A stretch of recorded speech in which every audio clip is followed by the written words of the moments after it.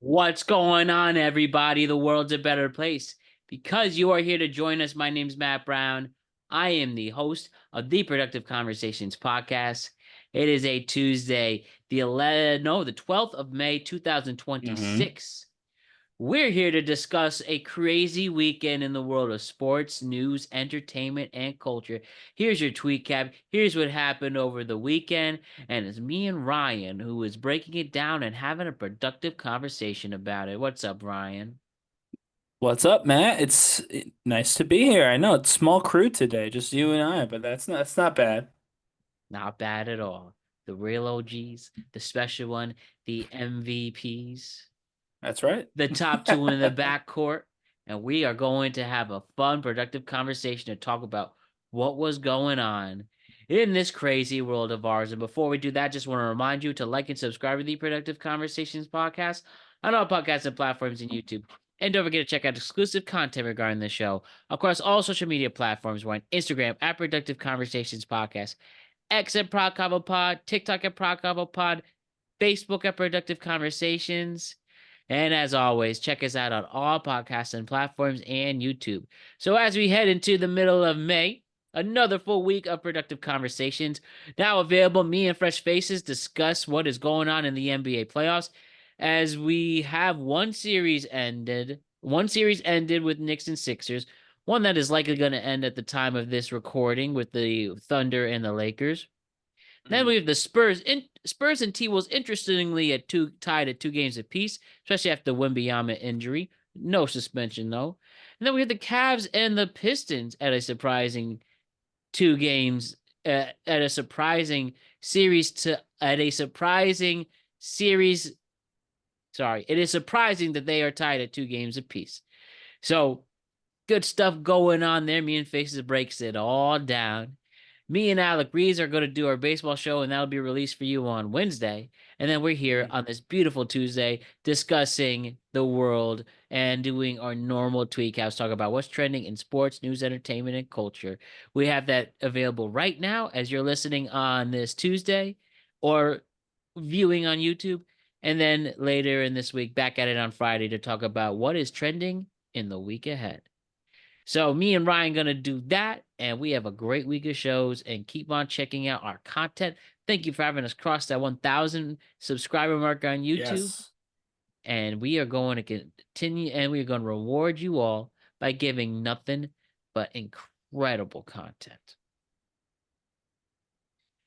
So Ryan, it was a good weekend for you. How was the serial killer festival that you were talking about on Friday's show, or I I should don't know say about exhibit or festival, but museum? yeah, festival. Yeah, I mean, it was interesting. I was a little bit unsettled that I knew most of the people in there.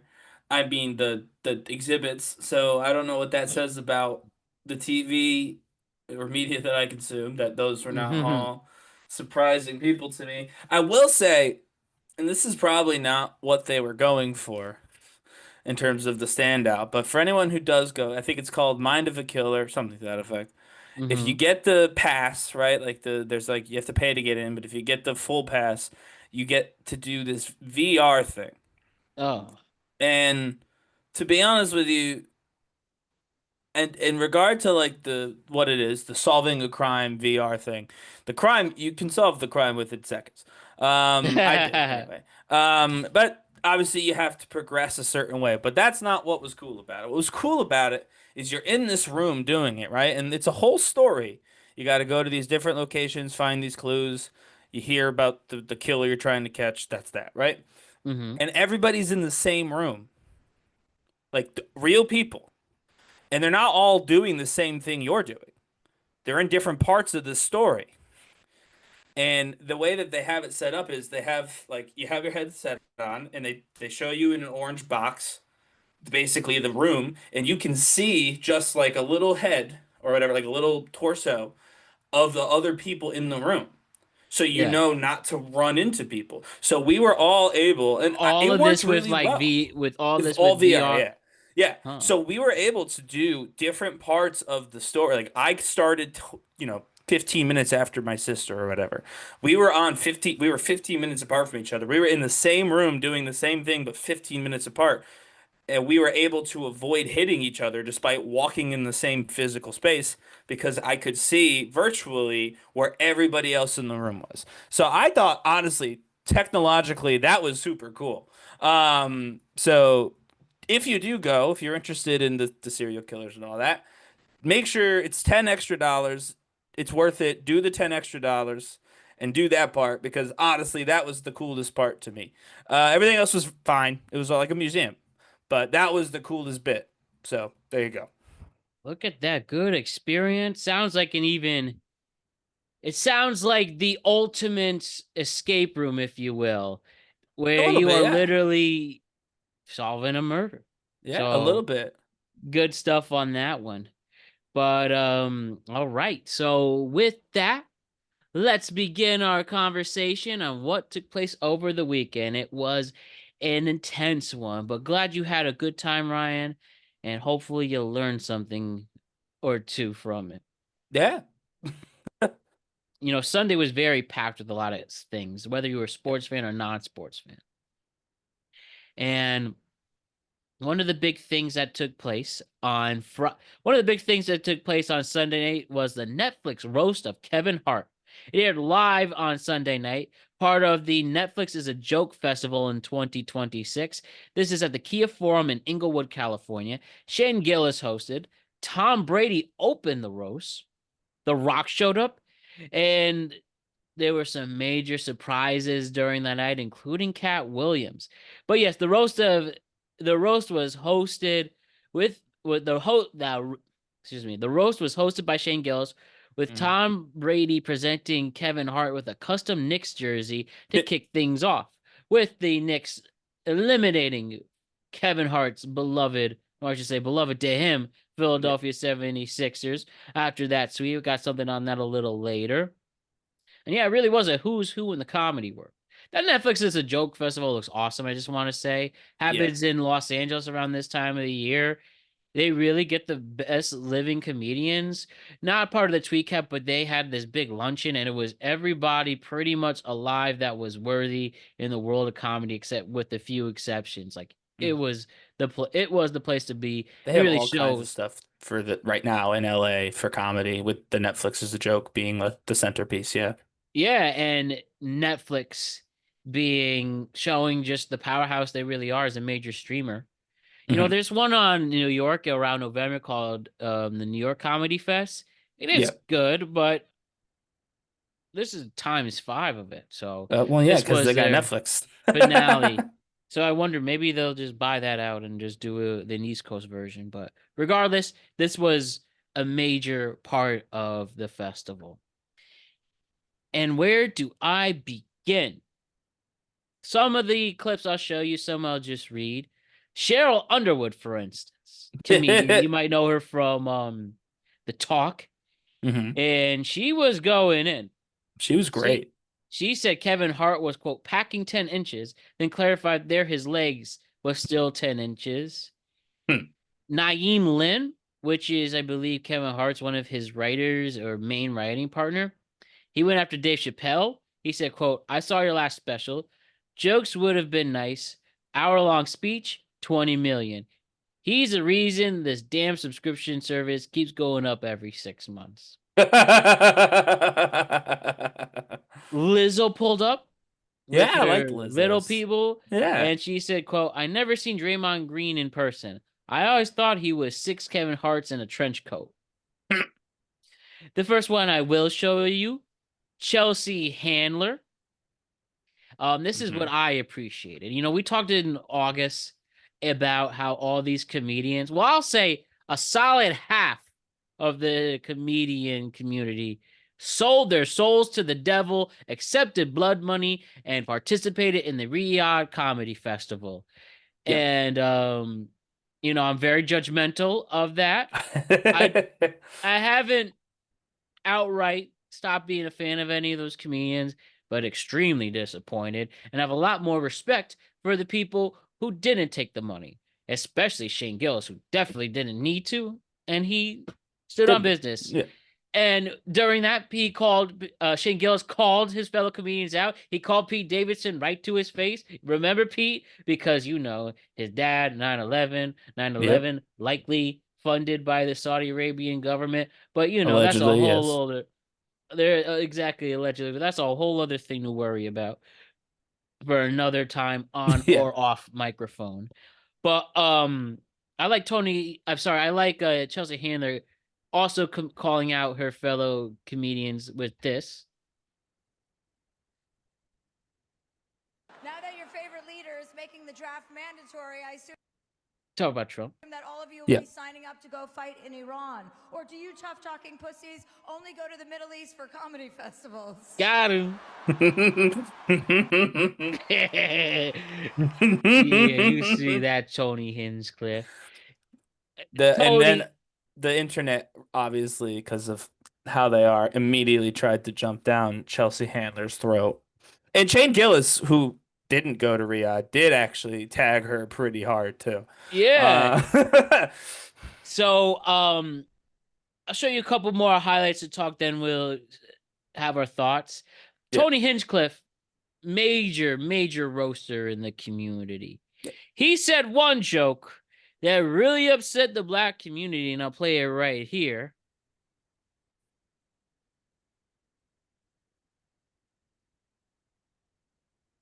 Say, Kevin, they told me not to mention your kids on this roast, but I must say, you did good. They've gotten so big, they now buckle Kevin up in the car seat. It's true, he lost his gig hosting the Academy Awards because of some homophobic tweets, but you'd be homophobic too if you were eye level with everyone's cock. Oh. He got into a fist fight on a private plane, proof that no matter how much money black people have, they're still just gonna act like ninjas. Oh. Fight. Like Bill Cosby, Hart is a black comedian from Philadelphia, and like Bill Cosby, women don't know when Kevin is inside of them. Oh. You've done good, though, Kevin. Jeez. The black community is so proud of you. Right now, George Floyd is looking up at us all, laughing so hard that he can't breathe. Oh. God bless you, Kevin. God bless this room. I gotta say that's a crazy one. Cheryl Underwood actually went off on him and Gillis at the end of her set about that with the with what they almost said and how you're in Englewood, California, whether you realize it or not, sort of deal. So Inglewood, yep. But I will say the real MVP of the night was Katt Williams coming out. Yeah. Katt Williams, who you remember at the beginning of 2024, where he went as far as to call Kevin Hart an industry plant. He made a joke about that too. He comes in with this one. Katt Williams. Release party for P. Diddy. There was a record number of release party for P. Diddy. There was a record number of releases on the bed, in the pool, on the floor, everywhere but the hose. But I want to be clear. Just because Kevin went to Diddy parties does not mean he did something wrong.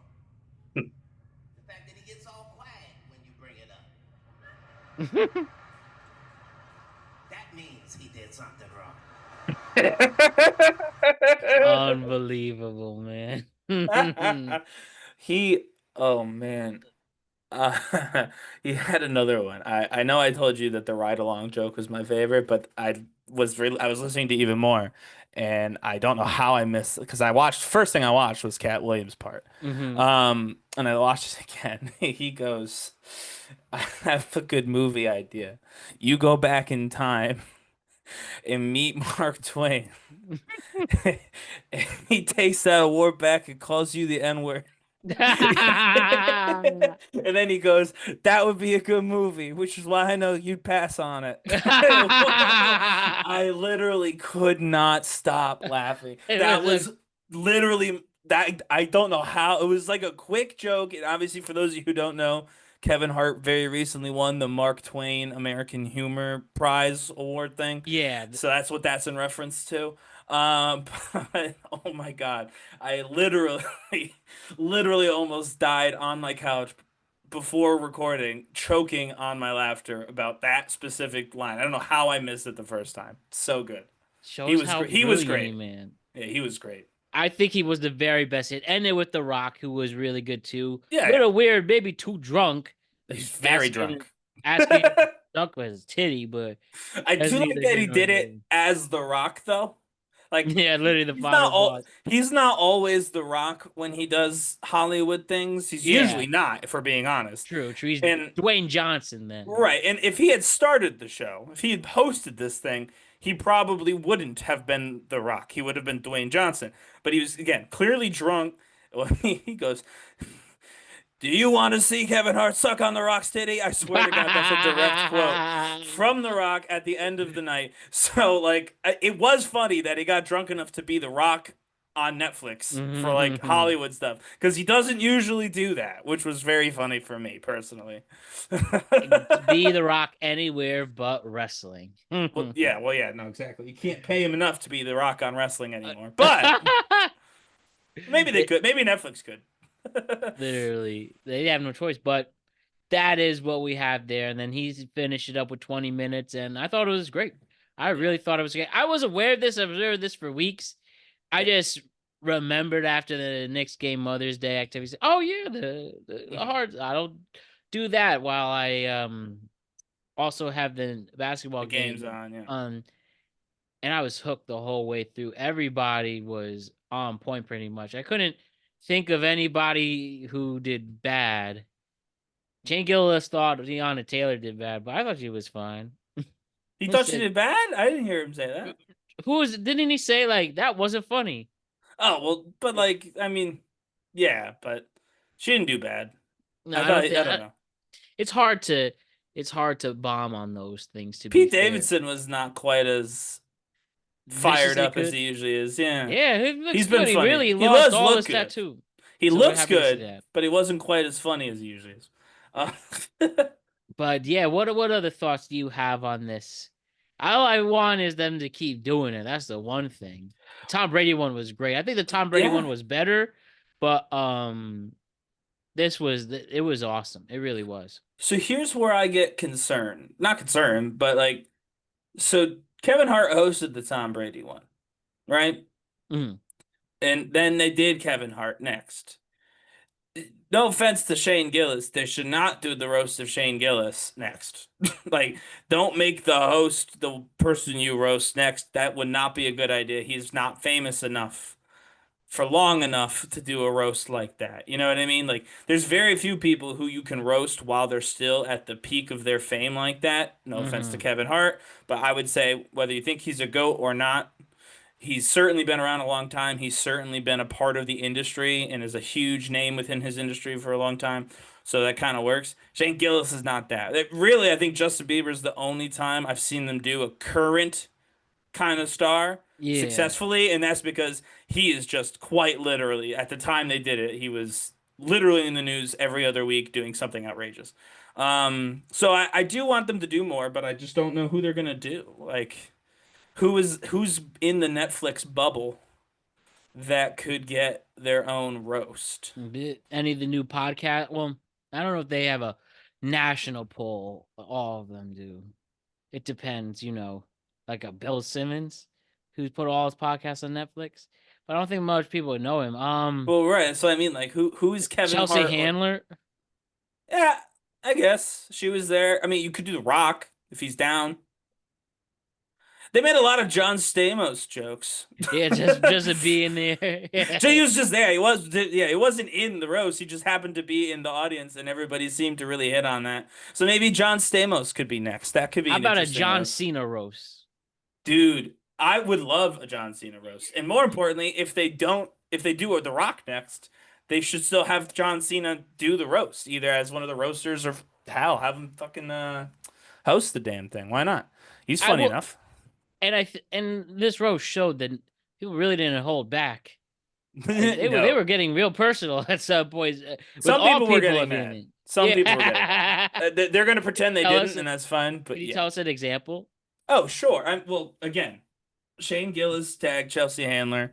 She got mad at that. The worst, one of the least good jokes of the night was the one about Shane Gillis using the Asian slurs 7 years ago, and that Yeah, was purely because Chelsea Handler was pissed about the jokes about her. She did absolutely hit Hinchcliffe, who was clearly upset about those jokes too. Like I said, it's Cheryl. hard to beat those. Notice, oh, sorry. Oh, sorry. I should say, let me you finish your point first. Oh yeah, and like I said, Cheryl Underwood, she tagged a lot of the podcast bros. There was really almost two sides of it. There was like the more entrenched Hollywood side, right? Like the Chelsea Handlers and the comedians and the Tiana Taylors, they all did happen to be, either women or people of color for the most part. And then there was the podcast bro side of, Gillis, Hinchcliffe, I kind of Jeff Ross falls into that side a little bit. He was And good last night. he was great. But you could tell there was just a little bit of something off between like that group of people, right? Yeah, And then like the group of people, other group of people, like they were clearly two different types of comedy happening, and they don't like each other that much. it's like there's a meme when you mix your friend groups, like putting Right. chocolate in water. Yes. That's what it was. Yes. His Kevin actual Hart has. Yeah. Sorry. Go ahead. it's like his actual. This is my true original crew. This is the comedy world, and then it's Mhm. Hollywood. Right. Well, but I will say Kevin Hart, he's old now. Like he's older. Yeah, No offense to like I said, who's that big old that big Big guy? J Okerson. Yeah. That's why He's- he was my favorite. It's like, He was hey, great, yeah. we were literally in the trenches together, and you became a star. You don't answer my text. You didn't even answer my text. I'm excited to see you later tonight. Yeah, but like That's so like nuts. them, right? So like that's all the comedy He's coming to side. Stanford. Oh, cool. Yeah, so that's like the comedy guys side. But a lot of those folks are newer friends of Kevin Hart's. Like Kevin Hart has known Chelsea Handler and The Rock longer than he's known most of those people on the other side. You know what I mean? Like he's not more acquainted with Gillis or Hinchcliffe than he is The Rock and Chelsea Handler. So to me, that's kind of like an interesting like mix. He really is both sides of the coin. And yeah, you're right. It's like mixing your friend group. Like you've got two very different friend groups, and they sat on opposite sides of each other, and then they came and made fun of each other. Pretty Mhm. much. I mean, like I said, Lizzo, like all that, like that Yeah. group. To me, that was kind of interesting to see two very different, like the podcasty comedy guys and like the more traditional Hollywood guest stars. Literally, man. Literally. But good watch. Yes. Well, again, they got to do it again soon. And you know who's the one person I haven't seen? I did not even see him at Netflix's Joke Festival pictures, because he's the one who got called out the most about going to Riyadh. Bill Burr, nowhere Yeah, to be found. I don't know what he's gonna do. I have Because at least with, in all seriousness, when we talk about the other comedians who go over there for the paycheck, are you necessarily that surprised? Not necessarily. They're in it for the jokes. Some of them own up to it. Some of them add to their comedy. But Bill Burr, so against this, so anti-establishment, so I'm not going to sell out. I made my bones becoming a famous person, not being a sellout. And he did that. And I haven't seen him since in comedy, literally. I will say genuinely. Not that he owes an apology either, but still. It's his choice. But I think, and I don't know who is his manager. I don't know whose decision any of it was, right? But if it wasn't his, frankly, if he didn't get the phone call directly, personally, if it went through his people and they told him about it, I think that they did him an absolute disservice. They should have just that phone call should have got lost in somebody. That email should have got lost in an inbox somewhere. That he didn't need to see the opportunity. He didn't need to see how much money that was. You don't miss something you don't know about, right? I get when you see all the zeros, it's really hard to sit there and say no. He's not Shane Gillis. I do think it's fair to say Shane Gillis is literally making truckfuls of money right now with everything he's doing. So like, I get it. When you see that many zeros, it's a lot different than when you don't, when just us talking about it, right? But he has someone in his business field world who should have just hid that email from him. She should have never saw the offer because it tanks his entire image. It's probably why we haven't seen him. He's got to figure out what he's going to do next. Yeah, because he is usually on these roasts I've seen before.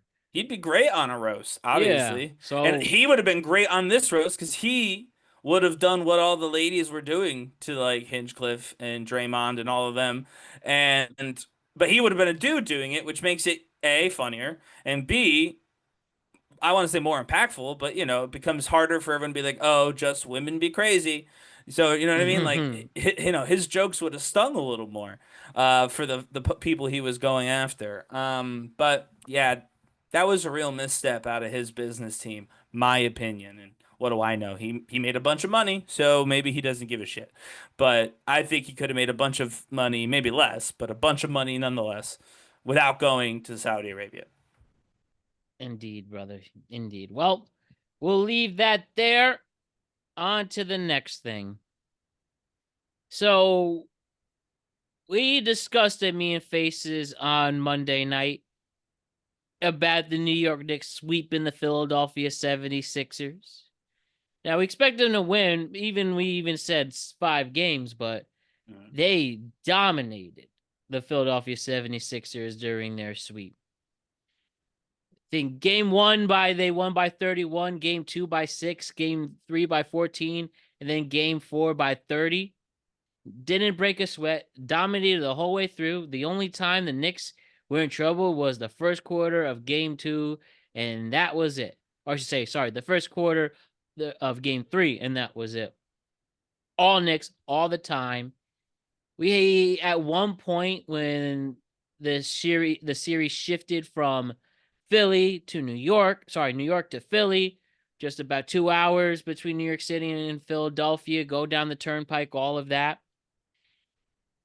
And we even saw Joel Embiid beg Sixers fans, come to the game, don't sell your tickets. Knicks fans travel, and they really did. And I even had friends who told me themselves just how much they took over that spot. My new friend, this guy, Steven, good guy, he made the trip. He sat pretty close for $220, and it felt like a home game. And then after the Knicks win this closeout game by 30 points, I don't know how Philly recovers as a sports town. And don't make the excuse, well, if this was the Eagles, this would be different. No, it wouldn't. They're mostly the same people. That's one thing I've learned. And even in the New York fan base, where the fan bases are split, it's sports. You travel for the teams you like, and you're passionate about it. So seeing this directly from the Philadelphia, I believe this is their NBC affiliate. No, ABC affiliate, reporting on the Sixers losing. And we just see this hilarious report that just tells a story about how New York fans took over Philly over the weekend. Cheyenne, this game was brutal.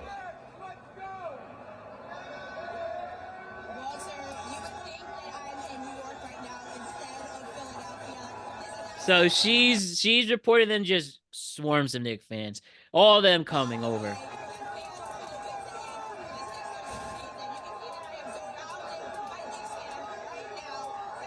I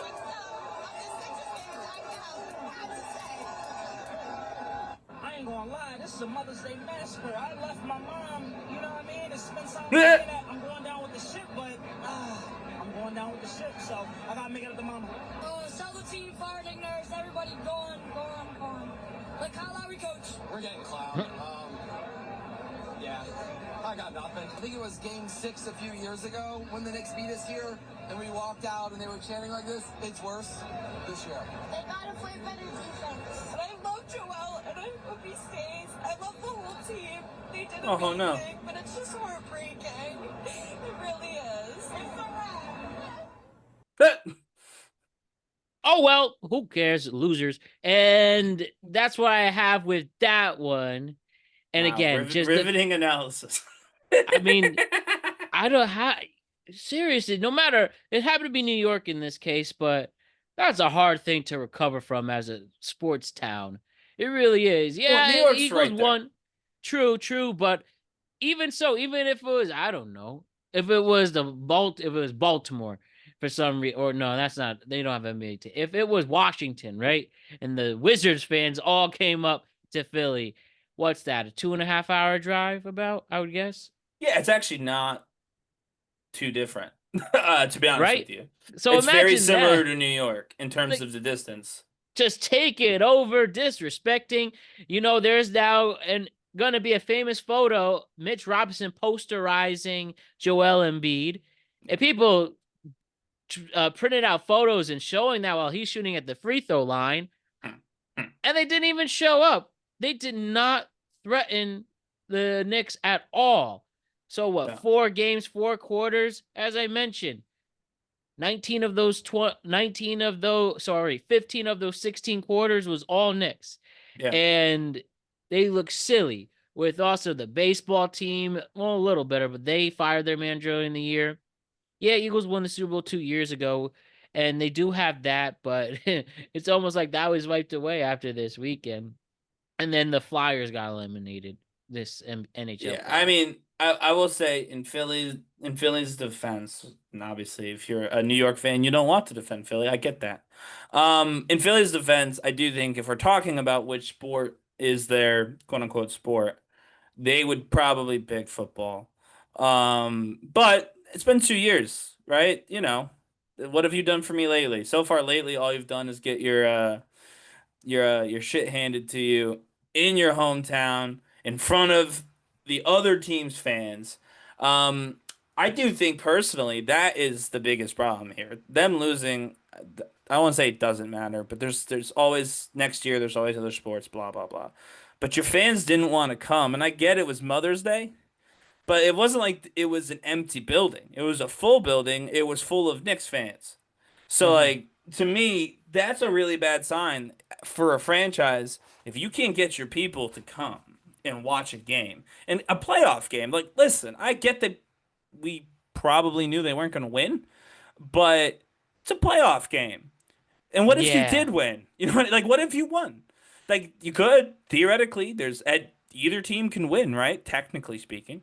So to me, the fact that a playoff game wasn't able to draw more of a crowd, especially at $200 a ticket, that is not a crazy price for a Yeah, playoff that game. was he was close too in that. Right. In that And that's what I mean. Like, because listen, we talk about it all the time. The absolutely asinine price that people have to pay to see any live event now. It's Oh, and stupid, we'll have it's something on ridiculous, that.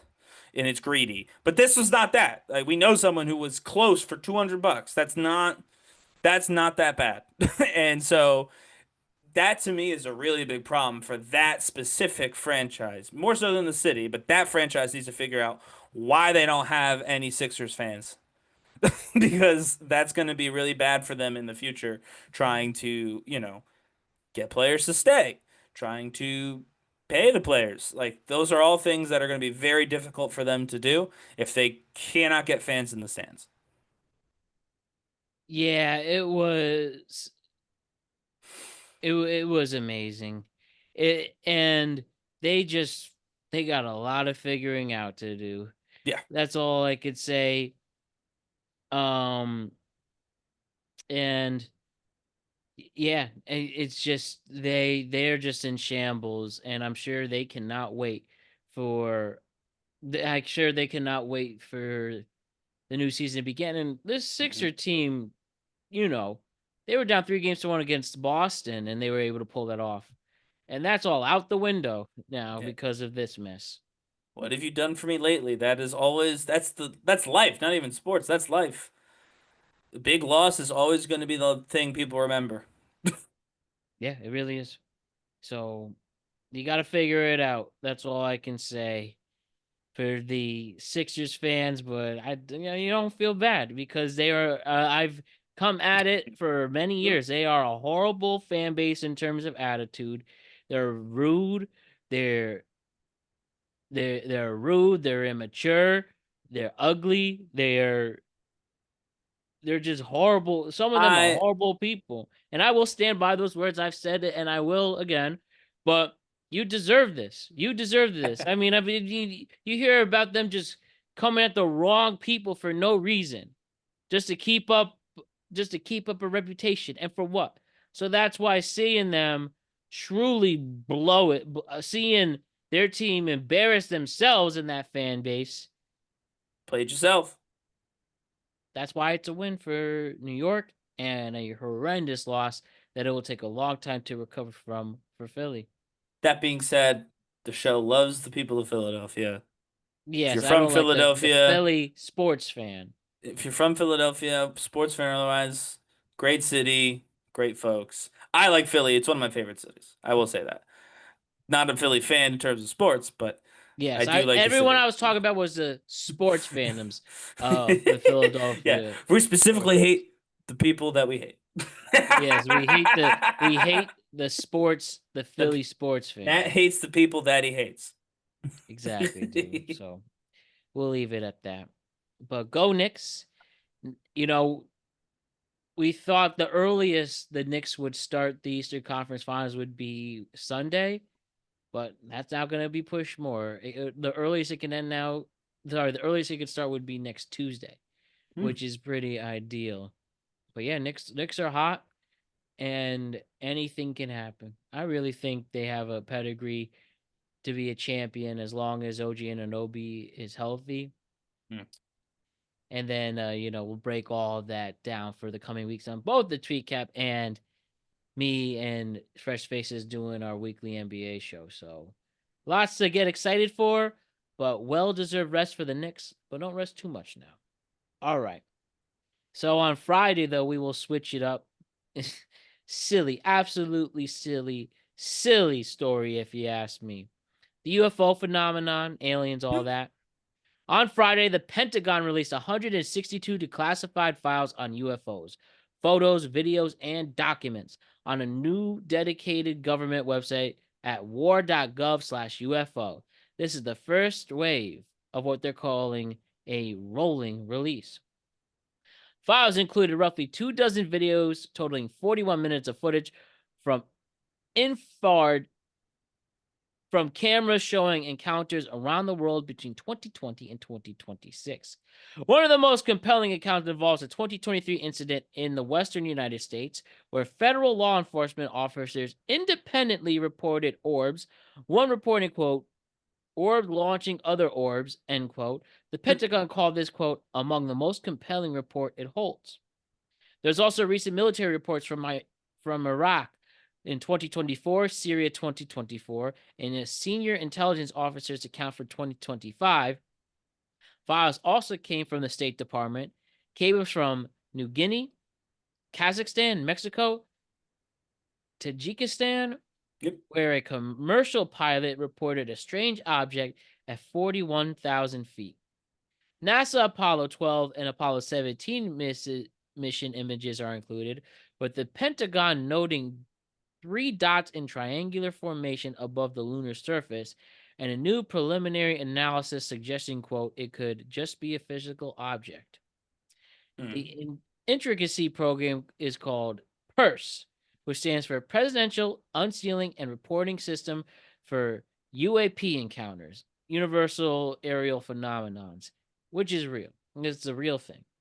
Critics, including Republican Thomas Massey, called the drop, quote, the ultimate weapon of mass distraction. No, it's not. That is my one nuclear opinion. Here's the thing. I want to be on the record. I believe aliens are real. There is some other form of life out there. And until and if we meet them, we'll worry about that then. But I saw as much as I can. You see the same damn security footage. Black and white, blurry. Maybe there's something around moving in a unique shape or whatever. But when am I gonna see a 4-foot green, weirdly shaped creature saying greetings Earthlings or whatever, or I'm gonna see this UFO that looks like the Millennium Falcon, and then we can actually have these conversations of these UFOs, or they're just throwing shit out there to make, people shut up about it. At least that's my take on it. Well, it sounds like that's literally what Thomas Massey said too. Yeah. You said that you disagree with him, but then you just said everything he said, and Maybe I will misread the quote. I apologize. Well, that's okay. I'm gonna ultimate agree with... weapon of mass distraction. I looked at it as distracting the American people into Oh, believing this, which I guess, yeah, we do have similar takes then. yeah. So there we And go. I'm gonna go even further on this. I literally today or yesterday actually, but whatever, drove home from Connecticut. Yeah, to DC. The gas prices were $5 on the highway. $5 a gallon Oh, on the highway. I don't give a shit about UFOs. I yeah. don't care. Release it. Don't release it. Burn it. Shoot it up into space with Elon. I don't give a shit. And nobody should. And no, we're done with UFOs. Until I get paid to put gas in my car, and until everybody my age isn't paying 80% of their income on rent or mortgage or whatever the hell they have to pay it on, I don't want to hear about it. I don't want to hear about it. Honestly, I'm at the point I don't want to hear about Epstein either. I don't want to hear about any of this bullshit. Shut up with the files. Shut up with the distractions. Shut up with the cable news hits. I don't care. Fix the damn prices. Stop going to war in the middle of nowhere. This is enough. I'm done with it. So Thomas Massey is right. This is a bullshit nonsense distraction because they don't know what the fuck they're doing anywhere they go. They don't have any idea how to do anything. The dude is literally looking at fucking pools and building a goddamn ballroom. That's what he spent literally the last 3 weeks doing. He drove around a goddamn pool. He emptied it of water to see if it was blue enough at the bottom where they were painting it. Who is that helping? And now, but there's UFOs. Shut up. Fix I just don't the get fucking gas. Just fix the gas prices. Lower the cost of fucking everything. Do that. And only that. Do nothing else but that. Until you die or get out of office, whichever comes first. Stop dicking around. I don't care. And if you care about this, and I don't want to be mean to great people, 1,000 subscribers. Thank you all so much. If you're hearing me and you care about this, let me know I'm wrong, but I'm going to let you know in the comments as well. You're an idiot. You're wrong. Care about the things that are here on Earth right now that we can see. And like Matt said, when we see a little green man, greetings Earthlings, then we'll deal with it then. I'm good to deal with it then. All right? When the Millennium Falcon lands at the national lawn, that's fine. Then we could deal with it. We could talk about it then. Until then, shut up about it. I second that, man. You know, it's funny. We all assume that when the aliens pull up, they're going to pull up to America, even though we're not Yeah, Earth. that- You know, and I was watching The Martian a couple weeks ago. Long story short, they asked China's help to get the Martian back from Mars. And like, if the aliens come, it's a world thing. It's not just us. Not just us. Yeah, no. We're just one group. So while again, I believe this stuff, but I do I too. believe it's out there eventually even in the simplest forms. But yeah, you people really are gullible, and this government knows that. If anything, Yes. I do want to say that because in that rant, and I mean every word of that, but I do want to say if you're asking me personally, if I think there is intelligent life outside of our certainly offside our planet and outside of our solar system and galaxy, yes, I do. I think just probabilities would determine their will. You know what I mean? Like, what are the probabilities that we're the only people with intelligent life anywhere, ever? And who knows No whenever we cross that bridge and actually interact. But yeah, that's what we'll go with these waves. Again, for anybody, these are people of all ages just falling for it. You are never going to get substantial evidence of it actually being real. You might have a lot of people. You might even go as far. The documentary I saw, not Age of Ultron, something. Age of Ultron. No, Age of what? Disclosure or something? Yeah, where Marco Rubio showed his concern. Fine. Be concerned. It's nothing until you have the evidence, like true evidence, and not a blurry not a blurry black and white surveillance footage, which is hilarious. Even in this to this day, with the technology we have the same surveillance footage we've been using since what, the 50s and 60s. Yeah, exactly. And that's again, Not even in color. It's not a problem. If it were a problem, we'd all know about it, and we wouldn't need to discuss if it's real. So if it's not a problem, don't worry about it, right? Yeah. It's that simple. Don't worry about things that aren't a problem. Just There you don't. go. Hey, this isn't part of the tweet cap, but Yeah. that Southern California mayor resigned who was accused of being a Chinese spy. You heard about that? No, which mayor? From Arcadia, California? I don't even know who that is. Yeah. Not going on in California. The one guy, actually, he was accused of being a Chinese spy for a minute too, but then he ended up getting got by assault allegations, which is different than being a Chinese spy.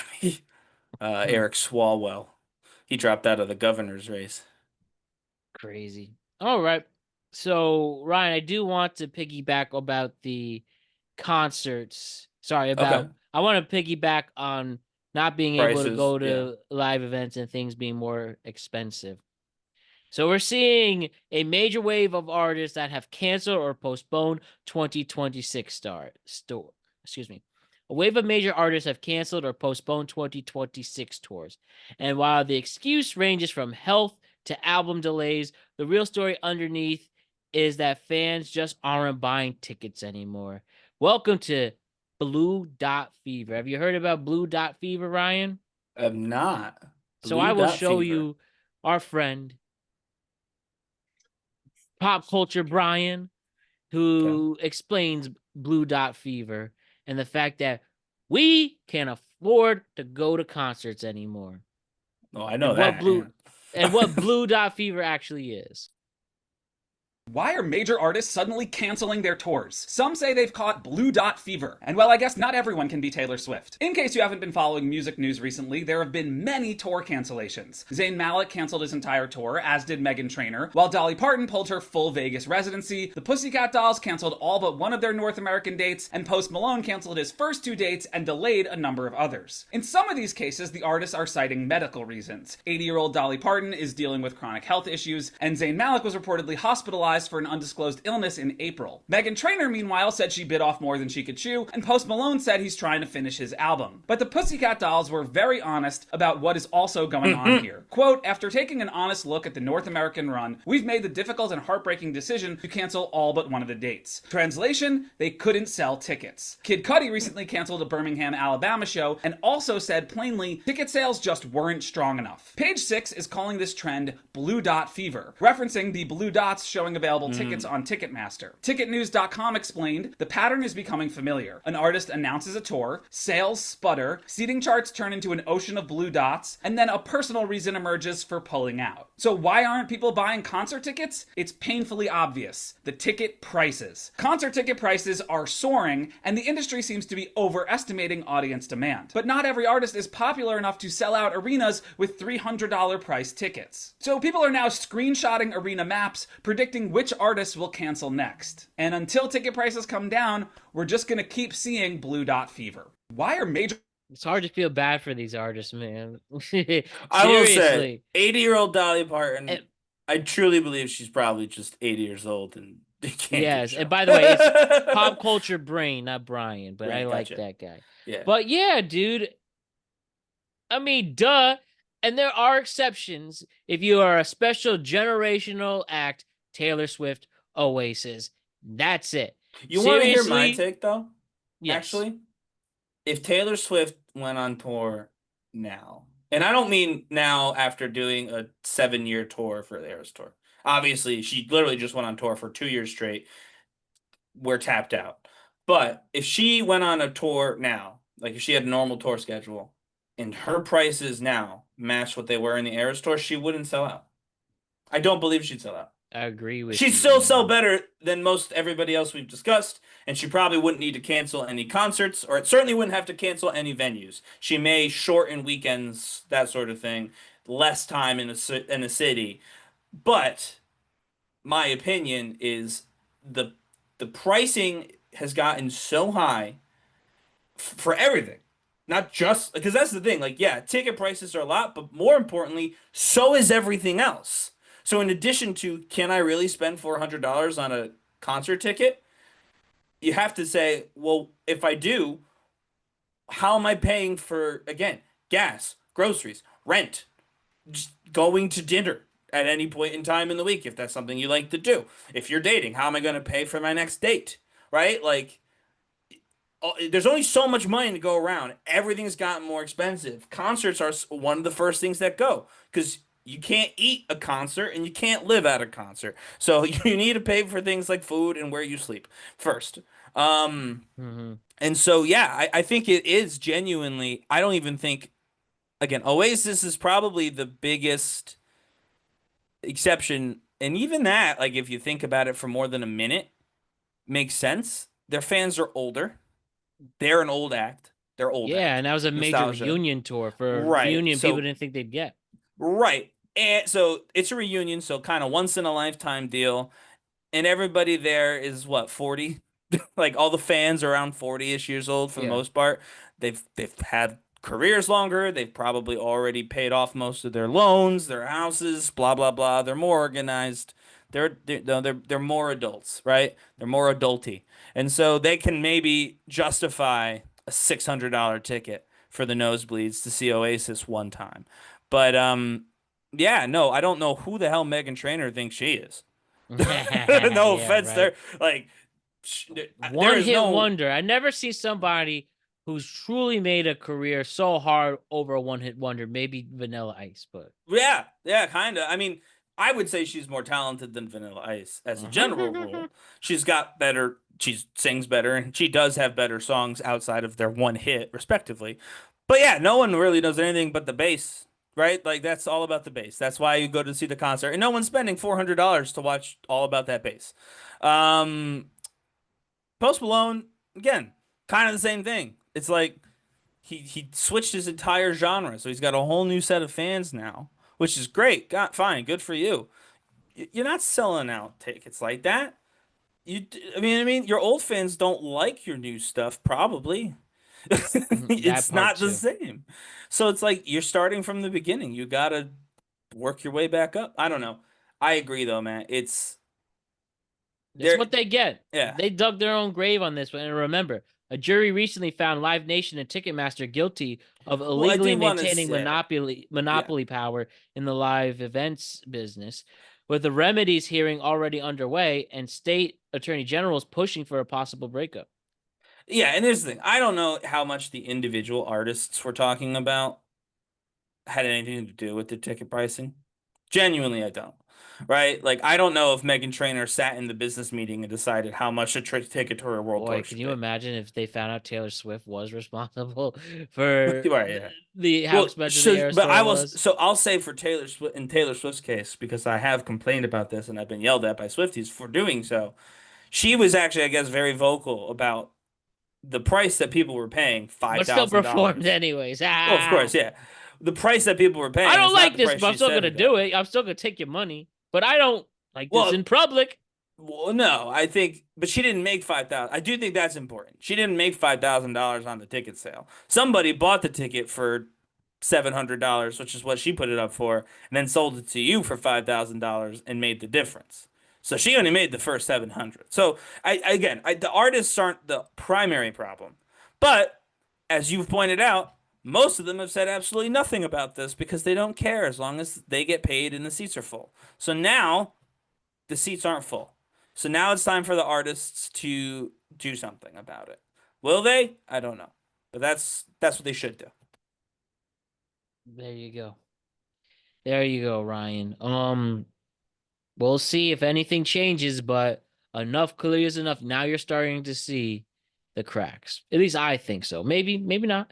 But now seeing a majority of artists, and these are probably the biggest quote unquote household name on there was Post Malone, but even he had to make some adjustments. But I mean, yeah, but I mean, obviously, again, I do believe Dolly Parton probably was just sick. But um, again, you've got a One Direction guy. That's not nothing. Kid And Cudi, Kid Cudi, not nothing. Obviously, Post Pussycat Malone. Dolls, though. Well, Pussycat Dolls is whatever. But, like, not whatever. Nicole Scherzinger's a great singer, but I'm not surprised that they had trouble selling tickets to a Pussycat Dolls concert. That to me is not a surprising piece of information. Same with Megan Trainor. Keep that But- blue dot fever going, though. Let's keep the tradition going, though. Yep. A tweet is circulating showing a list of once popular millennial brands and millennial cultural staples that are either gone, irrelevant, or barely hanging on. Again, a tweet is circulating showing a list of once popular millennial brands and cultural staples that are either gone, irrelevant, or barely hanging on. Okay. This really was. Are they Remember split into those categories, or just kind of It's one just list a right now? big. Okay. This is a big collage, man. This Gotcha, is gotcha. us from, let's say, 2004 till 2014. Like, I don't even think it's 4. I would honestly, this looks like 2008 to 2014, yeah, just 2015. about. I'm just going off Yeah. Facebook. That was the only one that True, before. yeah, yeah. Supreme, Mhm. Vice was. I really thought Vice was going to be around forever. Yeah. The Kanye glasses, Yeah. Tumblr. People really like Mhm. the Tumblr. That's gone all the way. BuzzFeed's still BuzzFeed, around, but it's not technically the still same. around, but people really care about those lists. Just Lena Dunham, hipsters, Just Lena Dunham. I hated American this deal. Apparel. Which The one? the little with the Tyson Chandler had it with the mustache on his finger. Oh yeah, I hated that. That was that's stupid as hell. I never got like that. I never liked that at all. Puffing jeans, PBR beer. No, that one's still around. Well, it's in a different spot. You got to find it, but it's moved, but it's there. I don't even know who's this. Perez Hilton. I've got Here's absolutely one no thing clue. I'm realizing: TED Talks aren't as popular as they used to be. They I don't really go that viral anymore. want to say this: TED Talks were too popular. They didn't make sense. I think that's a great take. TED Talks were not that. Wait, they're wait, interesting. further to wait. So you were saying TED Talks, though? Yeah, TED Talks. Shouldn't have been as popular as they were. They're fine. They're interesting. You learn a little bit. I don't know why everybody was like, TED Talks is the future of learning. TED Talks is the future of culture. No. The future of Dude, if you went to the high future of school- lectures. Yeah, if you went to high school or college when me and Matt were in high school and college, they like damn near tried to start outsourcing teaching to TED Talks, right? They were like, just watch the TED Talk and then talk about it. That was like a class. You could do a class where 50 to 60% was TED Talks. That was silly. They're not that good. They're great. They're fine, but they're not that good. They didn't deserve the hype they got. So I don't think that they've fallen off. I think that they have recalibrated to where they belong. They are in specific niche circles where Yeah. they belong. I think that's a great take. I really, really do. Pitchfork magazine was there. If you Yeah. remember music reviews that were do. popular. Just the group LMFAO, which I wound up learning they're Nepo babies. You didn't know that? What else is new? Well, one of them is they the were other Nepo. one of them is the other one's uncle, right? Yeah, like Yeah. I didn't know. I think is Clive Davis's son or something or Mhm. nephew, who is the music mogul still. Yeah. It's like in his like late 90s now, but is the head honcho at Capitol Records. So of course we'll make you a star, and you wonder how good were they really? But I mean, the song music won. really Yeah. is their music really is associated with 2009 and like 2013. Yep. No, they are that era for sure. I mean, the Obama thing, that's not fair. Yeah, that's me. Because I mean, yes, it's very much a 2008 thing, but then he got elected and was president. So I feel like Tom's, those shoes that were like made out of like recycling or something. yeah, and other shoe companies do it now. But they just don't make a big deal about it, and they're doing better. So also the Keep Calm. Oh, keep Stuff. calm, and that was that was really that's I think about high school. Those keep calm shirts, keep calm and Carry on Party, or yeah, whatever, yeah. or partying. Like they had different things. That was basically just a millennial whatever. Like, yeah, how about 100%. just avocado? I don't Avocado know. bread, avocado toast rather. The avocado. That's the wave. reason apparently why none of us get to have houses or whatever. Is because of avocado I've toast. heard something like that. The iPhone Nano The iPhone The iPod Nano. Nano, yeah. iPod Nano. iTunes, I was Ukuleles. huge on iTunes up until, well, like college and Spotify. Just the Supreme brand, you don't see that Yeah, anymore. Supreme is gone. I can't think of these little plant things in your bathroom. I think succulents are still around, actually. I don't think they went anywhere. Etsy. I feel like I don't know who's in charge over at Etsy, but if you are listening, you should call because you guys should be like on it right now. Everybody buys stuff offline now. You know what I mean? Nobody's buying And can you anything in the store tell, anymore. for those who don't know what Etsy is? So it's like bespoke niche sort of like whatever products hipster you can Amazon? buy. Yeah. But like they make it. Like so it's like instead of like, oh, you can buy a 70 pack of socks and Bezos is going to drone strike it into your living room.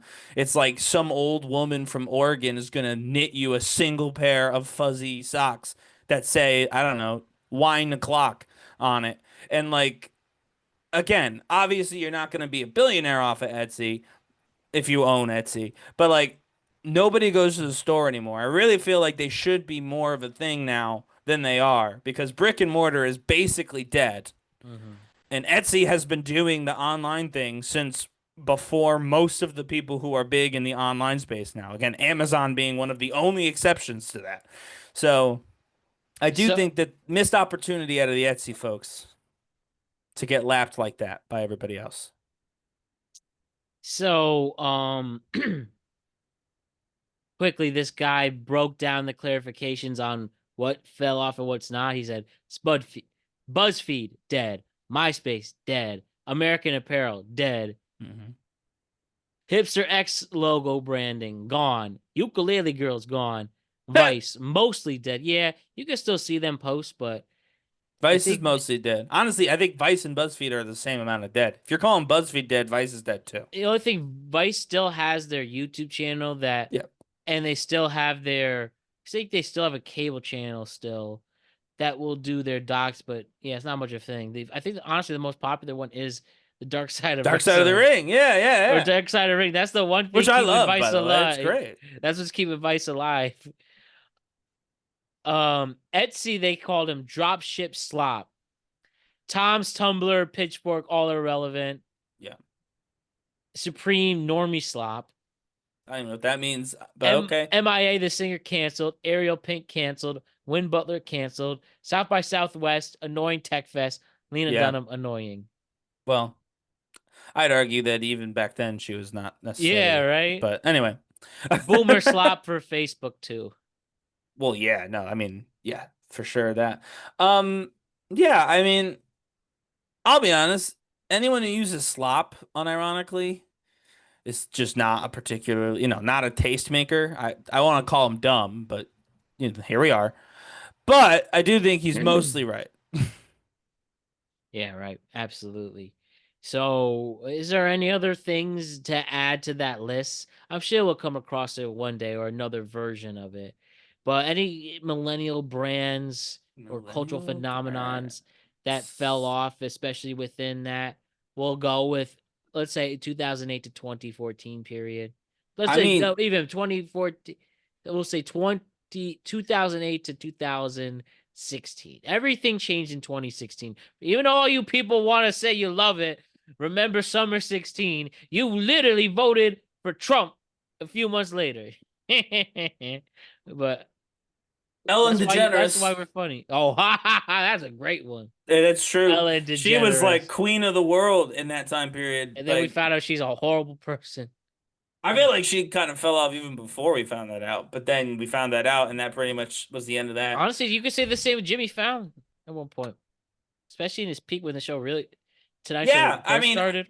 I don't know if Jimmy Fallon has the same Ellen DeGeneres as she in terms of terms of like a but relevance, yes. Yeah. Relevance to society, 100%. He was going, every YouTube video he posted would always go viral. Yep. And this, well, who else was around that time? I don't know. I got one. Kindles. How about Kindles? Nah, Kindles are still a thing. People still use Kindles? Oh. Yeah. And Mostly though, corrected on like that. the ladies will use Kindles to read their Like I'm an iPad person, fantasy. so and I just figured if I wanted a book, I'd read it on the iPad. I mean, I'll just read a book as a book, Hmm. but or listen to it on Spotify. Oh, here's one. Pandora. Yeah. That's Come to gone. think about it, No way. why did anybody think that'd be a good idea? Well, Just it was first. as It was soon as first. Spotify Yeah, came out, it that was was it. over for the Yep. industry. Or at least for Pandora. Yeah. Now, because Apple was Shuffling. able to, yeah, because Apple was able to like, hop in and be like, no, no, no. But what was it? So yeah, so Spotify killed Pandora, but that was the thing. And also, Fiji I, water. yeah. No, but also, another music one. Um, what's it called? Shazam. Shazam. So I still use that. Now I think did Apple buy it? Because I do Shazam as a tool, but it's specifically an Apple like emojicon. I'll show you right now. Every time. Um, like I have it right here. If I'm listening to a song, I have it part of the this menu here. I don't know if that's just an Hmm. Apple thing, It but might the be an app. Apple, dude. I don't think it has to be because I know the actual. I don't think people actually here play me my song. No, they definitely don't do that. That might be like an Apple like built in that they made that's similar. But honestly, AI kind of killed Shazam Yeah, because I could go actually this was true. I did it a long time ago. I for some reason could not remember the name of the song remember the song Black by Pearl Jam. The name Black. I remember the song. yeah, But I was watching a clip and somebody asked me about that because there was a Letterman clip from back in the day and he was doing the do do do do do do do, right? yeah. And I couldn't remember the name of the song. I literally went onto ChatGPT and I said, I'm watching a clip from Letterman and they're doing the thing and it goes do do do do do do do. And it got it. That was and I was like, yeah, you probably mean when they played this and They had the exact and detail what yeah. happened that And night. I was like, that's exactly what I watched. Yes, thank you, ChatGPT. So like yeah, Shazam is dead, and I thought Shazam would be like a huge thing. When I was in music business school at the time, and I did like a whole bunch of stuff on Shazam. At one point, I was like, that would be a good gig to get work for them because they're gonna be this huge thing. Nope. Not even, man. AI basically killed. Honestly, I think you could probably sing to your AI, and it would probably get the song for you because you could do a voice thing. So I wouldn't be surprised if you could just hum to AI and it would get the song. I've never tried it. I might try it later and see if it works.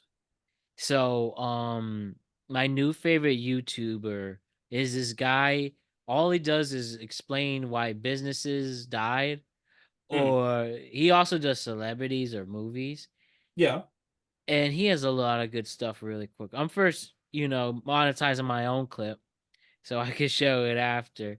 But yeah, man. I mean, we are at a point where the 2020s are starting to feel nostalgic. I mean, to be fair, it did start 16 years ago. Sorry, did I say 2020s, 2010s? 2010s, yeah. We Yeah. are at a time where the 2010s are nostalgic. And you can see it's a little bit different, but Yeah. not too much. It's easier, obviously, many years. I think Neil deGrasse Tyson said it's 30 years when you really see the true difference. Yeah, I think that's probably fair. But again, we are what? We're 20 years from 2006. You remember So like, 2006? I can yeah. somewhat remember it pretty vividly. I remember 2006. Why not? I mean, That was remember Obama? Like seriously, when Obama got elected, that was 2008. So go oh back two yeah, years. definitely. So just go back 2 years. Yeah, you know what I mean? We were in we were in middle school in 2008. So just whatever you remember about elementary school, that was 2006 for if you're our age. What a time, man. Um this is really random only cuz I'm trying to pull up his name is Perlanomics. I think that's his name. Girlonomics. And we're catching him. He's only has 50,000 subscribers now, but he's really going off. And all he does is just tell these brands on why they died, right? Nostalgic and stuff. The one thing he did, do you remember Doritos 3D? No. You know? Oh, No. I swear to God you had these. during the Cranberry Elementary days. You at least remember. I'll show you. It's been a Maybe long I fucking saw time. it. Yeah, maybe if I It's saw been a it. long but- fucking time, but these, I remember these very vividly. You remember Oh, these? yeah, I do. So we I did a do. whole video. Those were big when we were like in elementary school. So that was Yeah, the I first do one he remember did. that. So he Doritos, they were explained why like those died. like why Doritos puffed or Yeah, whatever. pretty much. Like why Toys R Us died, why Surge drinks died, Boston Market, Boston Body Market. Armor. Dear God, yeah. That was good Ooh, body chicken. what? Body Armor. You might see their water and stuff. I don't remember them Cold either. Stone Creamery. Nah, they're still around. Not a lot, bro. They No, were not a huge. lot, but Borders. ice cream will never die. Borders. Borders is because we're mostly, can't read now. You know what's crazy? Because Barnes and Noble was part of that, but they literally got our surges from TikTok, which is nuts. There can only be one. Book Talk was able to save one. And it was It's Barnes and Noble was the chosen one. It's like the meme from Dark Knight. Somebody has to be in the wreckage. That's a But, really. This is Dark Knight, the original, or Dark No, Knight with Rises? Bane, Why did when I they're say in the original? plane. Because Dark Knight's a sequel. Yeah. Dark Knight Rises. With Man, we really don't care about Batman Begins as a society. Well, This is it. which is a I good mean, movie. it's more of a prologue, if anything. Like, the True. Dark Knight is the first one. if Yeah, that makes kind of. sense. Also, I would argue that Dark Knight is the best one of the three. Oh yeah, definitely. Like, without even really a question. The beginning was fine, good ramp up, phenomenal movie, and the ending was You're talking about Dark Knight with Joker. yeah, Dark Knight with Joker is the peak of that series. At by a first, I lot. didn't get it. Maybe more of because I'm such a cinephile that I love the ending. Because the Joker won. That he literally won. That's a movie where the bad guy won. But what's nice about that movie, honestly, is the bad guy won, but they don't say that ever. Yeah. They right. never make it clear that the bad guy won. You have to watch the movie and have something between the ears, and you think about it for a minute. You're like, oh shit, everything he wanted to happen happened. Yeah, he Harvey won. Dent's gone. He won as soon as he burned the money. Yep. Didn't Harvey even. Dent's gone. The city is in chaos. Everybody hates the one guy who's quote unquote trying to fix it. Like literally, they do not show it as a win for him. You have to think about it for like a minute after the movie ends, and you go, "Damn, what didn't he accomplish?" And the answer is nothing.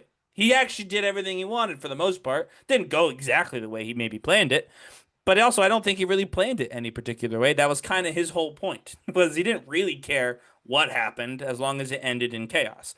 And it No, shows great Heath movie. Ledger's, man. Heath Ledger with top 3 performances ever. Like Yeah, I'm really not trying to sound like a pretentious person saying that, but I think he really is as good as it gets on an acting standpoint. well that and also like if you think about it, like name some of the best villains of all time and try and put your thinking cap on from before the 2010s. I don't think Batman's Joker shows up on a lot of those lists. Certainly not high, but now after that movie, I think most people would put the Joker in the top 5 category. Like and if you just think bad person, that is the villain, Joker's yeah, there. villain from media, villain from a It's the story. Joker. Joker is literally in the top 5, and that's basically because of Heath Ledger. Genuinely, I mean that. I don't believe before The Dark Knight Rises, anybody but diehard Batman comic book fans would have even considered that. Whereas now, like any Joe Schmo would probably like him. Darth Vader is another guy, right? Yeah. Like they're just in that group. Doesn't matter if That you're a and fan like of the Star Wicked Wars. Witch of the West. In all I seriousness, mean, she's falling a little bit out because the people who watch that are dying because it's an old movie. But yeah, Right. she was She was like in that list for a while too, right? Like even if you didn't really care for the movie, you just know, like, oh, that's an iconic villain. And I feel like the right. Joker's that way now because of Heath Ledger in that movie. I am saving this for another time, but so I'm saving this for a full crew show. Mm-hmm. It was the most rewatched movies in the United States, literally ever. And Ooh. you'll have to remember this. It is The Wizard of Oz. Yeah. They say it's an 85% lifetime repeat viewership. 85% of people watch 85% it of more than once in their life. yeah, ever. That's that's Wow. it. Do you want to guess what number 2 is? All right, hold on. So This is I'm literally as broad as it can get. yeah, and it's less than 85%. Yes. Obviously. Number 3 gives me the actual percentage. Let's say this is probably 82. They say 50 million plus annual rewatches. Okay, so it's around 82. So it's more than 80, less than 85 annual rewatches. I'm gonna say, oh shit. It's a holiday movie. I'll give you that. Home Alone. No, it's a Christmas story. That makes sense. And then Star Wars Episode 4 is number 3. They say it's an 80% Wow. Okay. repeat viewer. Then It's a Wonderful Life. Then The Princess Bride. Those are your top 5 The Princess rewatch movies Bride. ever. Wow. Yeah, they have 75%. Forrest Gump's at 70. You said Home Alone. That's a 69%. I was about to say Home Alone's probably on the list, but yeah, it's not that high. Forrest Gump is actually would have been a good. If I didn't know Christmas movie, I would have said Forrest Gump. I think that's a good shout. The only 2 Christmas movies on the top 10 are Christmas Story and It's a Wonderful Life. Just to finish the top 10, number 8's Back to the Future, number 9 Shawshank, number 10's Jurassic Park. Really, Jurassic Park? Yeah, number 10 Jurassic Park. I mean, 60%. They say 60%. I'm sure I've seen it twice, but I just, you know what I mean. This I think is a good list to see ever. I think I've seen them all except 2 or 3. I've not seen them all twice. I will say I've not seen Shawshank twice. If anyone's I've not seen interested, A Wonderful Life number twice. 50 is Love 50? Actually. Huh? Really? Yeah, a lot of holiday movies on this. Well, that makes sense because you watch it every year around the holidays, right? Like Right. Elf. Interesting. Probably on there. The movie Clueless, which I haven't seen it yet, is on this. You've never seen Clueless? No. That's the one with Paul Rudd, right? Clueless. No, that's the Yeah, Paul Rudd is the brother or the stepbrother or whatever. Is he? I was thinking, why am I from Rocky Horror Picture and Home Alone 2? I don't know. Wait, sorry. I'm thinking the movie Literal Clue. Oh, Not Clue, yes. like Tim Curry, Clue, yeah. Actually, more to think about. Yeah, that's an interesting to make it the top 50 ever. Yeah, Clue. I Clueless. just saw Clueless for the first time 2 weeks ago. So It's a great movie. Very it's a great funny. movie. I did like it. I didn't get We the can have a deep, incest, at but least yeah. we can have a deep Alicia Silverstone talk. Yeah. Why isn't she a legend?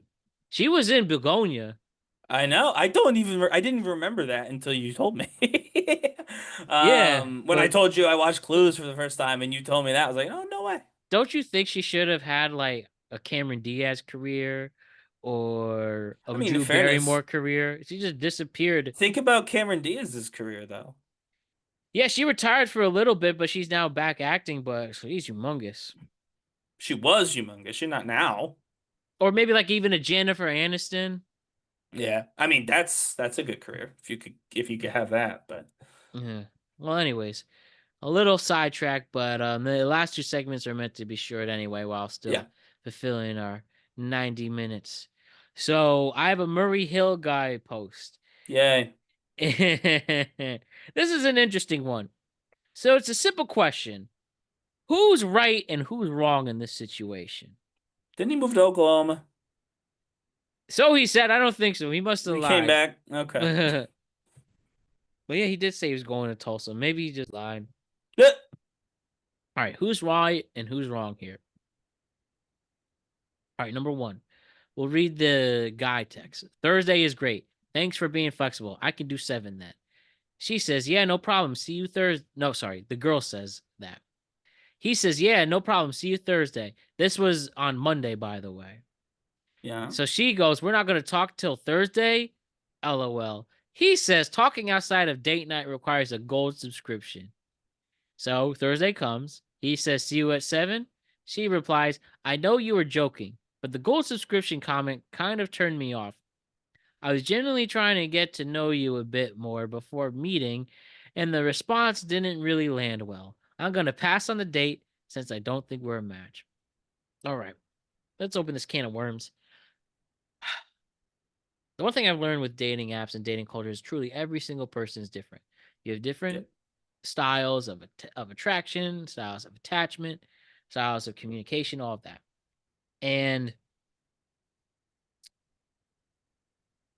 it seems that I couldn't tell from this guy's response if he was joking or not. It doesn't seem to be. I personally think it's so weird. I could go either way. If you do plan to meet somebody, as soon as you match with them, them right away, which sometimes happens Friday, Saturday, maybe even Sunday. But if you are gonna let this build, I think it's a good idea to get to know people. I see the other way because maybe you feel like you won't have something to talk to when the date night comes. But again, I'm more elaborate. I'm more extroverted. I like to communicate people. That's what works for me. I understand for other people it doesn't work. But in terms of who right and who's wrong here, at least she gave the hint saying we're not going to talk till Thursday. So probably saying, hey, I like to talk a little bit to get to know you before we meet. So that was the hint I think he should have taken. So I'm going to go with the guy with the gold subscription comment because who the hell do you think you are to say that? Yeah. And then this is where multiple options will go, well, I'm not vibing this. I will just talk with somebody who will talk to me throughout the week, who I don't need to earn or win their interests like it's a game show. I think the guy was joking. I do think he was trying to joke. But my thing is, because here's the thing, that's like a joke that I would make. I'm like factually, I would say that joke. But crucially, after you say the joke on Monday, you can't then wait until Thursday to text her. That means it wasn't a joke. That means you were being for real. And that's no good. Not even, he couldn't even respond like he should have the night before.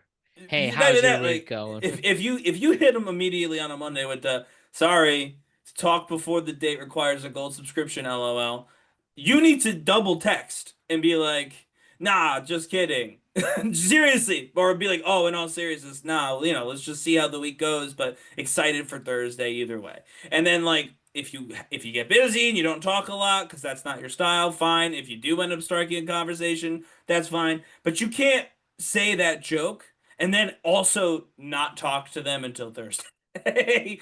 To me, that means you weren't joking. That means you were being serious.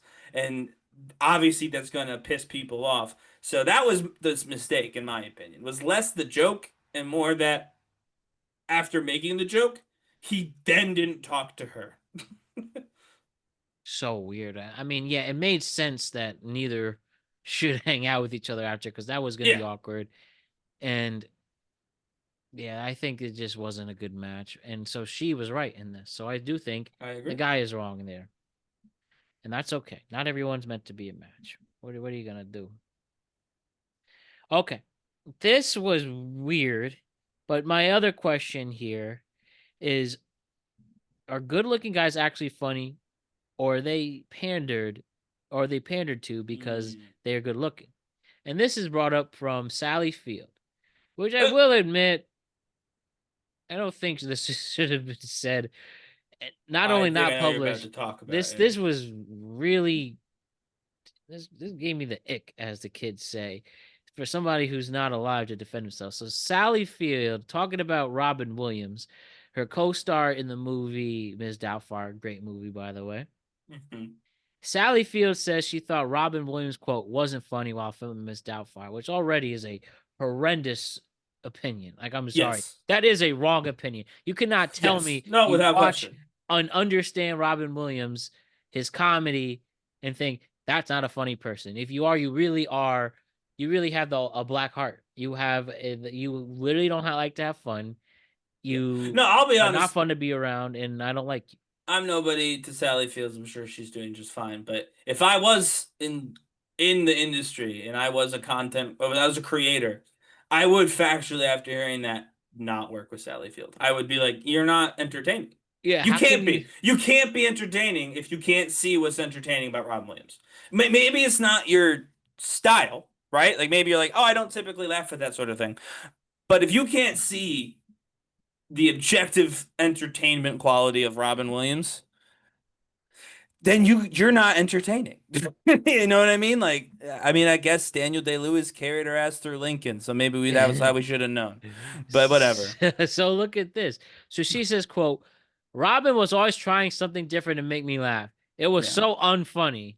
I can't begin to tell you. And then Pierce, her co-star, Pierce Bronson, who's James fucking Bond. Yeah. She says, first of all, the wonderful Pierce Bronson, we were sitting at a table at the restaurant. He made a fart noise with his arm, and I was gone. That was it. I'm like, what?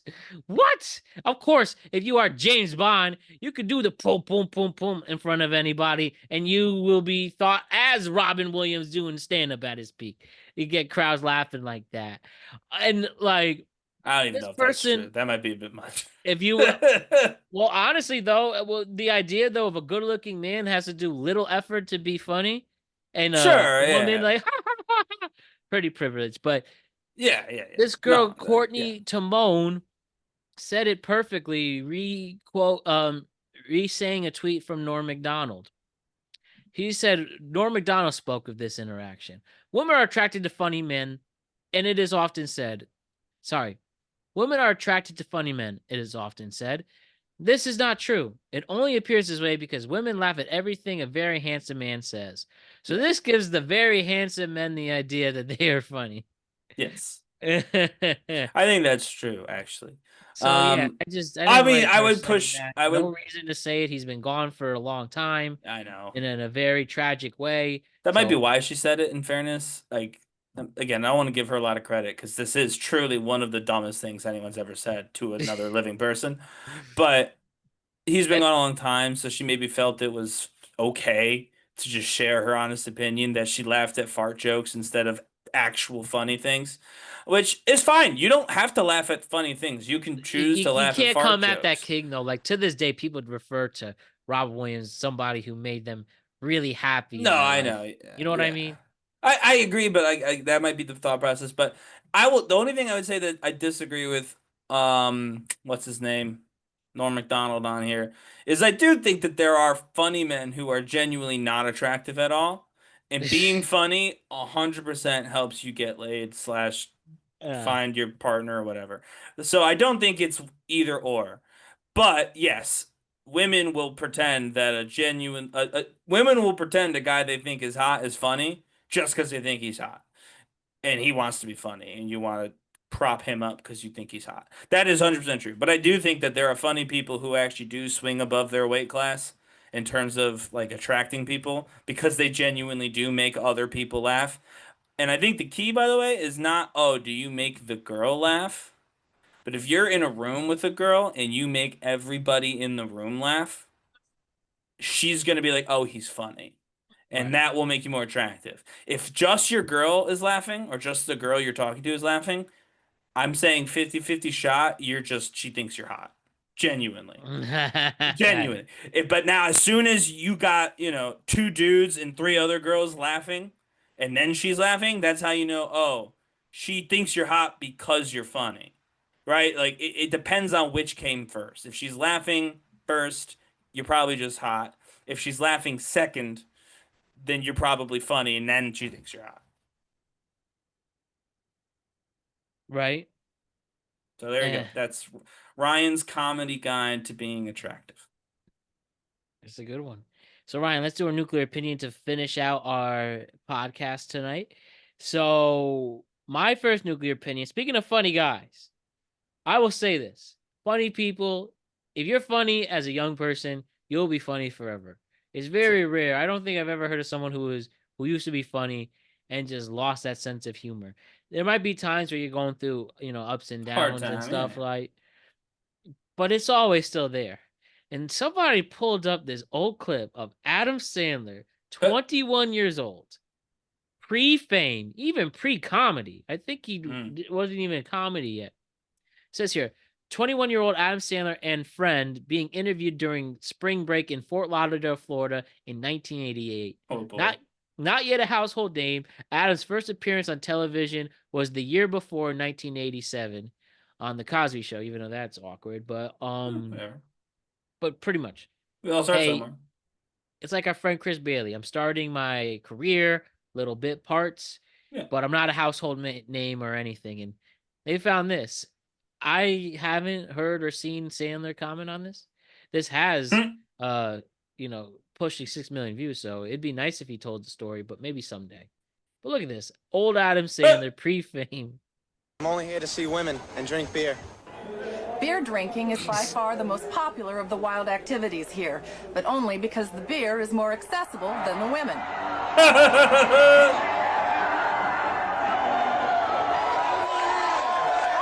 They're never going to be seen by anybody else again that they know, you know? I just wonder, who is this guy? I don't know. Right?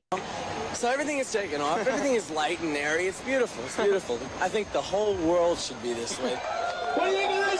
You would just think like this guy. I wonder if Adam knows who this guy is Fort now. Lauderdale was You might not. unofficially You added might to have met most him there. college curricula in the 1960s after movies like Where the Boys Are convinced college kids that both the boys and the girls were here. Some Fort Lauderdale bars claim to lead the nation in beer sales per patron. It's easy to see why. On a beautiful spring break What's funny day, about the this? bars This have a hasn't higher aged well. population The density spring than break the beach. in Southern Florida is just not a thing anymore. Like Spring break they in literally Fort banned Lauderdale is a everything tradition. from There's COVID. nothing more sacred to institutions People of are going to higher like learning than Daytona, preserving Northern tradition. Florida, It's or a boring another life, I island. admit it. Here's the one thing: pre-fame teeth. I always notice that. Like so many people with They their fix the original teeth right away. right? Roman First thing they Reigns, fix. First thing they fix. Adam Sandler here, Aaron Judge. That's the first thing But we're gonna it's- do. The teeth. But it's up to the youth of America to trudge through. Man, the real story is, who is that guy? And he would hope that Sandler's still in touch with him. It one way or turns out another. that's Governor Gavin Newsom. Oh, jeez. That and that is Senator Al Franken. But yeah, Adam Sandler, always funny, man. Even though that, even let's be fair, that comment hasn't aged well either. But I mean, all he said, he was just telling the truth. true. What's wrong about that comment? I'm here to True. drink beer and meet women. That's true. You're I right. believe he very much was there to do those two things specifically. And Adam, if I had been in your shoes, that's why I'd be there. I think most people would agree with you. We love Adam Sandler. All right, Ryan, what's your nuclear opinion? Oof, my nuclear opinion. Well, I could just dunk on Sally Field again, but I'm not going to. Because that literally just took the sales out of all nuclear opinions for the rest of the year. How bad that one was. So here's one that it happened to me literally this past weekend. So this past weekend is Mother's Day. We went out for dinner Saturday for Mother's Day, and this guy, the server, I guess, or whatever, the host, doesn't really matter, kept coming over to us, telling us that there was a table. We had a bigger party, and there was another table from a bigger party that had already paid, but they hadn't left yet. Just kept coming and telling us this. Told us this. This was like over 15 minutes. And so my nuclear opinion is just lie.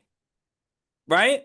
And this applies to more than just him. But he's the epitome of this now. This kind of works in, the same way with talking about, aliens and whatever with the government. Sometimes, guys, if you are in charge of keeping order amongst the chaos, if that's your job, be it at a restaurant or the national government, you don't need to tell the whole truth the whole time, right? You need a little discernment to just be like, you know what? What they don't know won't hurt them. It's kind of like what I said with Bill Burr. You don't have to show Bill Burr the Riyadh Comedy Festival offer. You could just throw it away, and he'll never know. What they don't know won't hurt them. So this guy comes up to us literally 4 times over the course of 30 minutes to explain why we're not sitting yet, because this group that has already paid was just hanging out at the table for 30 minutes. What am I going to do with that information that isn't get angry? Because, of course, the only thing you could do at that point, you're standing in the doorway because someone who's already finished is just hanging out. All you're going to do is get mad about that. There's nothing nothing's going to happen that's good for the business or good for my blood pressure because I know this information. So if you, again, use your discernment. Just don't tell me. Be like, we'll be right with you. We're finishing up in a minute. And then don't come back until you've got a table and be like, sorry about that. Your table's ready. I don't want to talk to you every 10 minutes. It's not helpful. Yeah. So yeah, that's tone deaf people. That is an ultimate Achilles heel. Well, tone deaf, yeah, but you can be tone deaf in a lot of ways. This is a specific sort of tone deafness.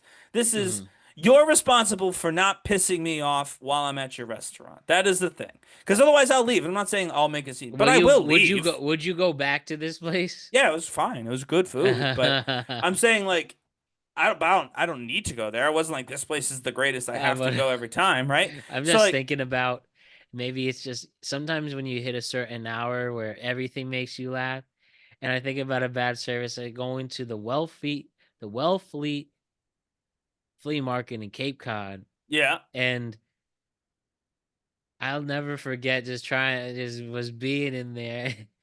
They were messing up hard on getting just simple like food to people, sandwiches, chicken and fries. And I just remember this guy wearing a tank top, his glasses. He goes, "This is the shittiest system ever.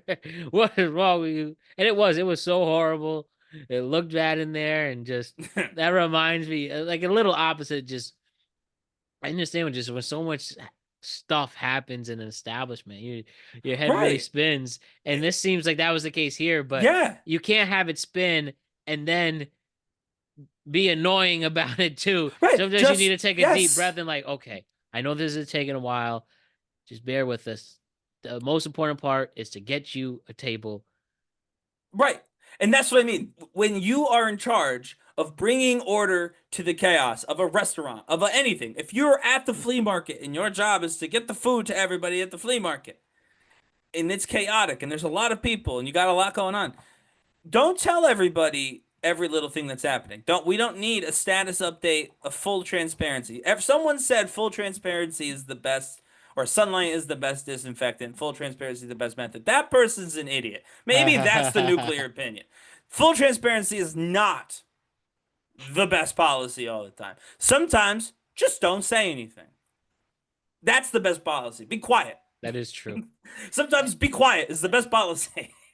And so that's the nuclear opinion. And that really shows that we are our own worst enemies sometimes. We are. When it comes to stuff like that. Like I have to break the silence. No, you don't.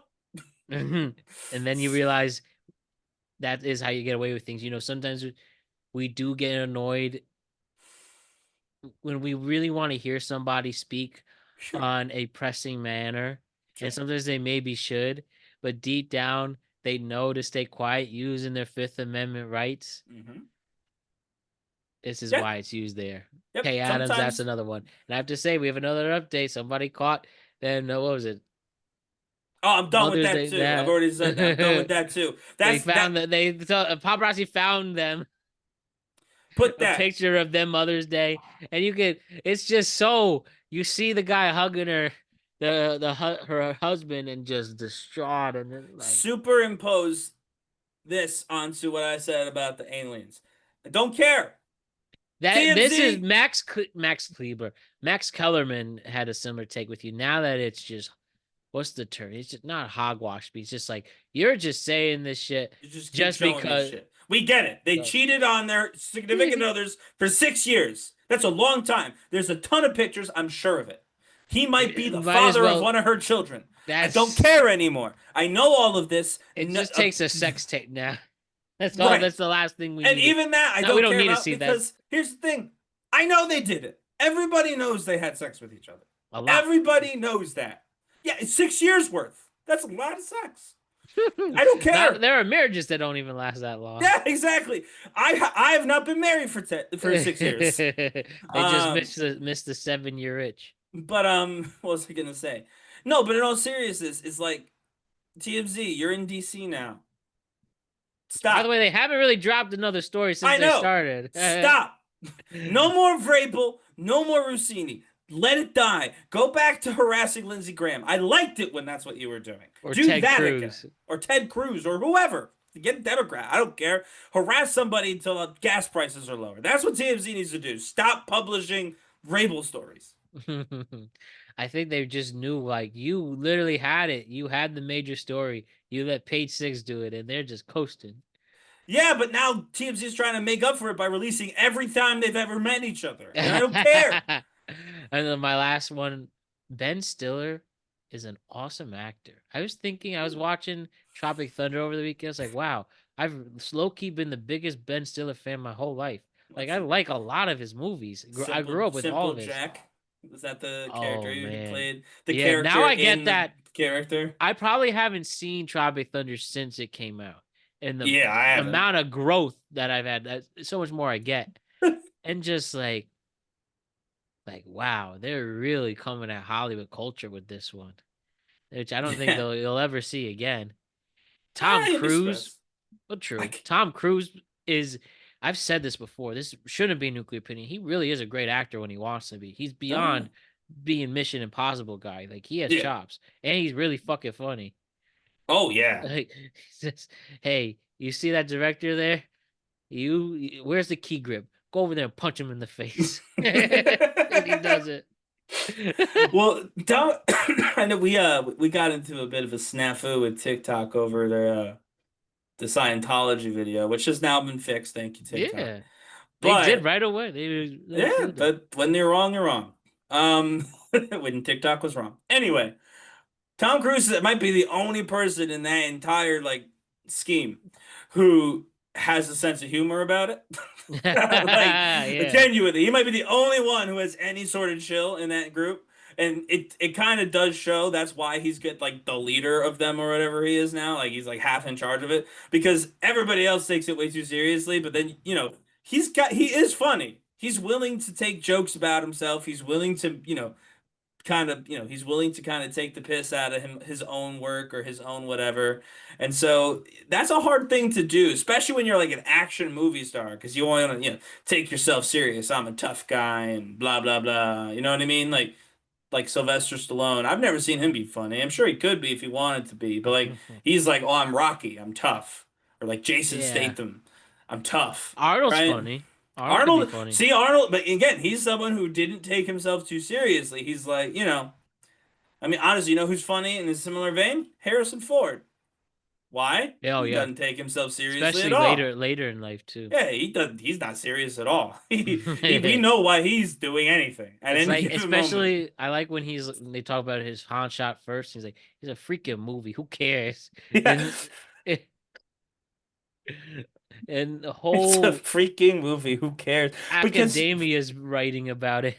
He's But right. again, it's like, it's because he doesn't take himself too seriously. He got paid to play Han Solo, and that was great. And he got paid to be Indiana Jones, and that's great.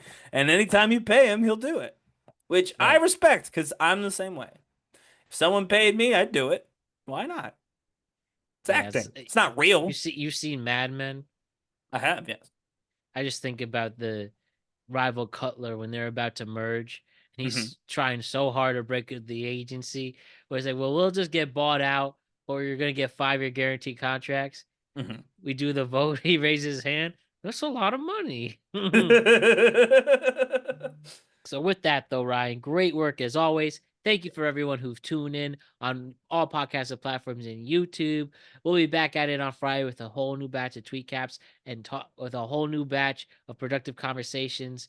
And we'll be back at it on Friday with a brand new tweet cap. Yep. And talk about what's trending for the week ahead. So have a wonderful rest of your week, and we'll see you on Friday. All right, see ya.